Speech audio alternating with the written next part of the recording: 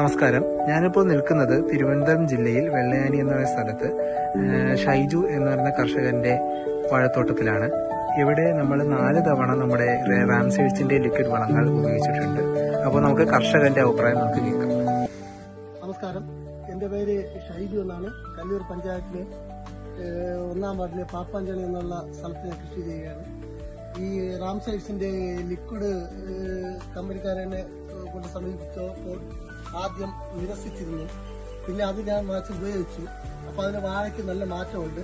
രാസവളം ഉപയോഗിക്കേണ്ട, ചെലവ് കുറവാണ്.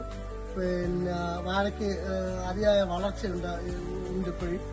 പിന്നെ മറ്റ് രാസവളങ്ങൾ ഉപയോഗിക്കുമ്പോൾ ഇതിന്റെ വേരുകൾ ചെയ്യും. അതിന്റെ ഇതുണ്ട്. ഇതാകുമ്പോൾ ലിക്വിഡ് പരുവത്തിൽ ജലത്തിൽ കലക്കി ഇത് ഇപ്പൊ ഈ വാഴ 2 തവണ ഞാൻ കവളുകളിൽ ഒഴിക്കുകയും 2 തവണ ചോട്ടിൽ ഒഴിച്ചൊക്കെ വാഴയെടുത്ത് സാധാരണ ലെവലിലാണെങ്കിൽ ഒരു രാസവളം ഉപയോഗിച്ചാൽ നമ്മൾ ഇതിന്റെ ഒരു പകുതി ഇതേ ആകത്തുള്ളൂ വാഴ. ഇന്നിപ്പോ ഈ വാഴ ഈ ലിക്വിഡ് ഉപയോഗിച്ചപ്പോൾ നല്ല തഴപ്പും തന്റെ ആരോഗ്യം ഉണ്ടായിരിക്കുന്നതാണ്. ഇത് വളരെ ചെലവ് കുറഞ്ഞതാണ്.